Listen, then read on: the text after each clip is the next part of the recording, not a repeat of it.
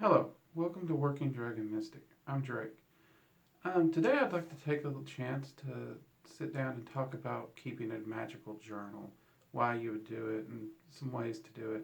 And at the end of the video, I'll even actually go ahead and recommend a few that I use on a regular basis and I really enjoy, and give you a few links to those. Um, One of the main reasons you'll want to keep a magical journal is obviously so you can keep track of any of your workings that you're doing, what you did, how you felt during that working, and um, keep notes so you can find out where your successes are, how things manifested, and it allows you to also kind of tweak and alter and change things to try and improve your results. And when you're a result driven practitioner, such as myself, this allows for a lot of experimentations and allows you to improve and refine those results. In our introduction, I said that I demand 85% or better from any of my workings, and this is how I get it. Just because something doesn't work the first time, it doesn't mean I throw it out and never try it again. I will continue to refine it and test it and see if I can get it to meet my criteria. So, and how I do that is I actually keep a journal. Now, in most of my entries, I just include the date and time because most of my workings, I try to keep them very minimal, though there are times when I'll add other information in there. I usually try to do one entry a day at least when I'm doing a working. If I don't do any workings that day, obviously I'm not going to do an entry. There are times when I do multiple small workings during the day, and I will either do small entries for each working, or at the end of the day, I will just go back and enter all the information into one entry. I do generally recommend you get a journal that's, I'd say, 180 to 200 pages.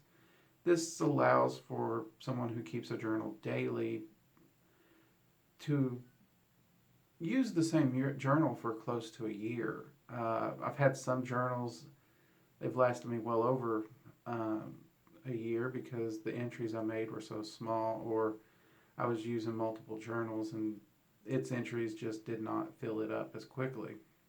In your journal, go ahead when you get it, open it. My recommendation for starting to track your research and everything is do enter the date that you're doing the working, enter the time you're doing the working. Also enter the moon phase, actually. A lot of people find the moon phase very helpful, and even I add that in from time to time. And I also like to add in the weather if it's notable. For example, just a normal day might not catch my attention, but if I'm doing a working and there's a large thunderstorm or rain, or even just extremely warm when it shouldn't be, I want to make a note of that. And from there, you just write down first off what you plan to do or planned and what materials you used, and put down your thoughts on why you did that. I would also include how the actual working or ritual went, how it felt, anything you noticed during the working. And in all my workings, I usually put a time frame of reference because I'm not a patient person. I don't do a spell and just leave it open to interpretation.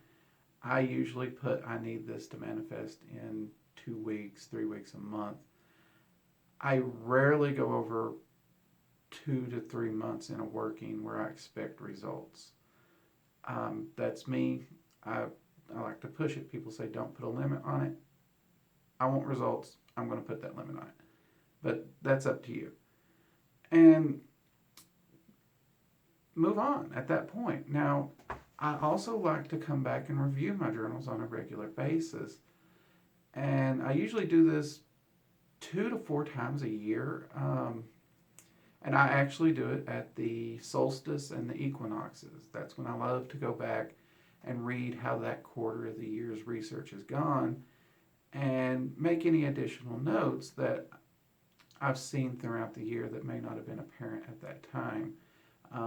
When a result of a working comes up, I also go back to my journals and make note of those results, how they manifested, and how long it took.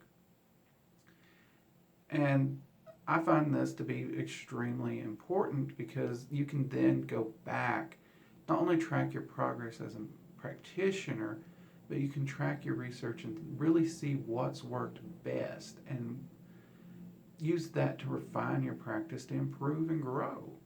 One of my first journals, when I first started practicing, I didn't mean for it to happen, but a lot of the workings in there was based around prosperity, because we were in a bad spot at the time.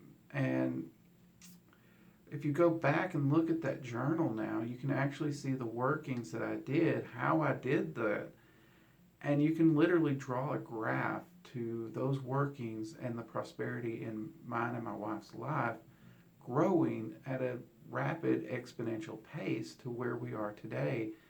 And I've actually got to the point where I don't really do as much prosperity magic as I was doing when I started out. It's not a main focus for me anymore because I have reached that point where I'm comfortable.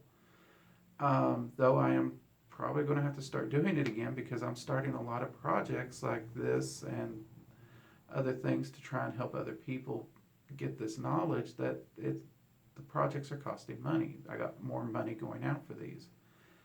And I'd like to be able to fund them without straining my family. So those are reasons why I highly recommend it. And every book you pick up is going to talk about it, keeping a magical journal. And I don't think a lot of them really go into why. And I know when I first started out, I really didn't understand it. I didn't get serious about keeping a magical journal until I really stepped into tracking my results and applying a scientific method to it. And it's helped. It really has helped. Even on a spiritual side, you can even watch how you grow as a person through those journals. And it's very helpful. Now, for me, I actually love the little Moleskine style journals. They've been around for ages. They're really popular. They're lined. They have this little pocket in the back for storing notes and sigils. They also keep themselves closed and do have a bookmark. I am addicted to these. I have currently in my office, I think I have about 6 of these piled on my desk. My wife laughs at me. And they do fit perfectly within that 200 pages that I recommend. And I like them because they're nice, clean profile. You can have them in an office setting and they will not draw attention at all. I love that. I do tend to mark the outer pages in some way with a sigil or just even a word what it's for. I have one for Norse research I just wrote Norse on it. But I usually just lay them on my desk like that, so you really can't see them if I have company over. Or sometimes I'll have them facing out just if I'm using them a lot. But these are gorgeous. I'm addicted to this particular type myself. It's a good size. I have a bag, a briefcase-like thing that I carry with me to do a lot of traveling that I can throw this down in. It's very durable. It's hardback. I have not tore one of these up yet, and I'm hard on things. I tear things up, so I really do love these. The pages are acid-free, so they will last a really, really long time. This is probably hands down my first go-to journal pick, period. And there will be a link for this one below. Following that one, this is, if you do go looking for it, this is about 8 by or 5 by 8 journal, so roughly a book size. They also make a 3.5 by 5.8, I guess. It's a little miniature one, pocket one. I usually keep one of these thrown down in my jacket.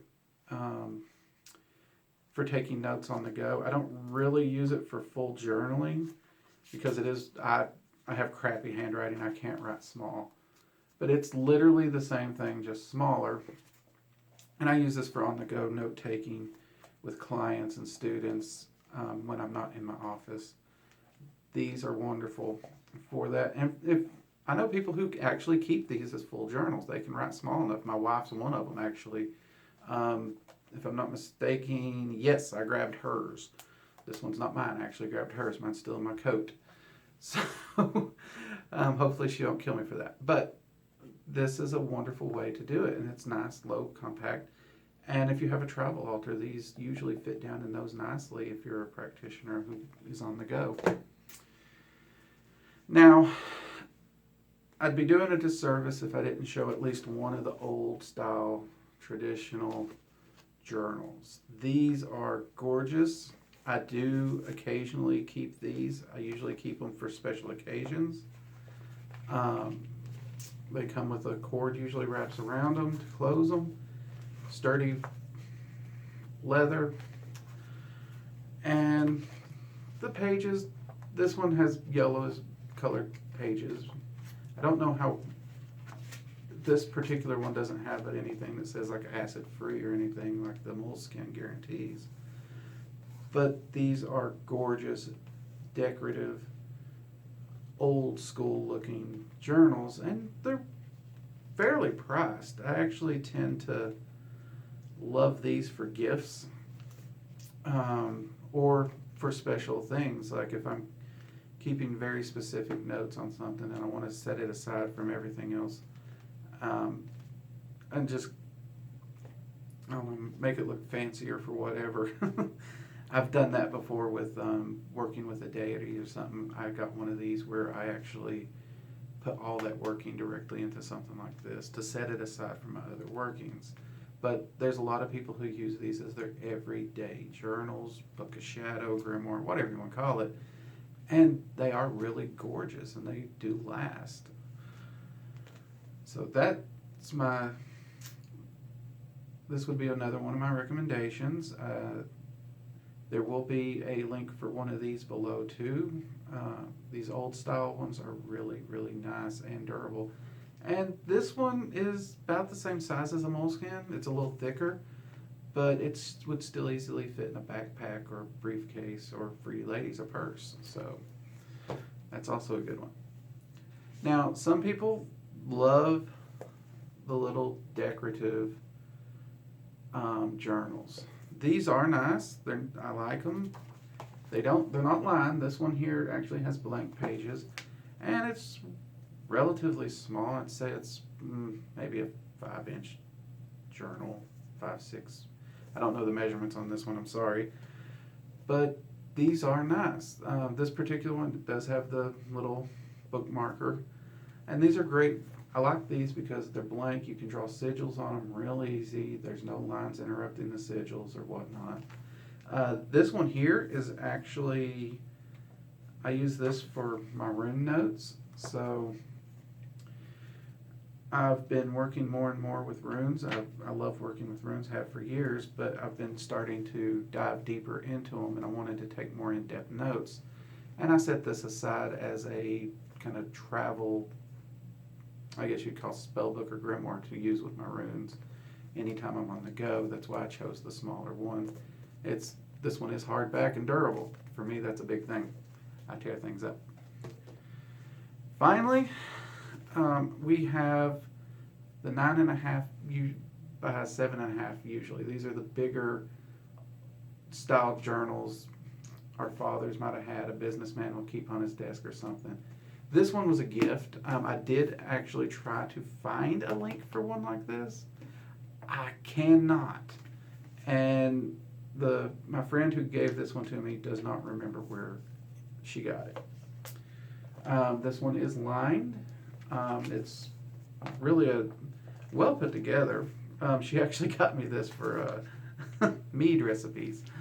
And she threw a few in here for me to try when she gave it to me, so that was sweet of her. I did try to find one of these for a student of mine for their birthday. I was unable to find it. However, that said, I found a 2-pack of hardcover journals that are just, this is a little softer leather cover, but I found a hardcover one that's the same size, and I want to say its page count was a little under 200, but it still fit within my range that I like. And it actually comes in a 2-pack. I think they were like maybe $15 for the 2-pack. I actually did not want to give them to her after I bought them for her birthday because they are just that nice. I will be putting the link to those, and I'm going to be ordering more for myself soon. I wish I hadn't already given them to her because I'd love to show them to you. All the links to all these journals will be below. Please check them out, and thank you for watching the video. Please like, subscribe, and hit the bell so that anytime we do post another video, you'll know about it immediately. And join us on Facebook. We have a Facebook group, Working Dragon Mystic. You can find the link to it at the YouTube page as well. Join us there. We try to build a community so we can have conversations, discuss topics, and share knowledge. Till next time, I'm Drake, and this has been Working Dragon Mystic. Enjoy keeping your journals. I hope they help you, and have a good day.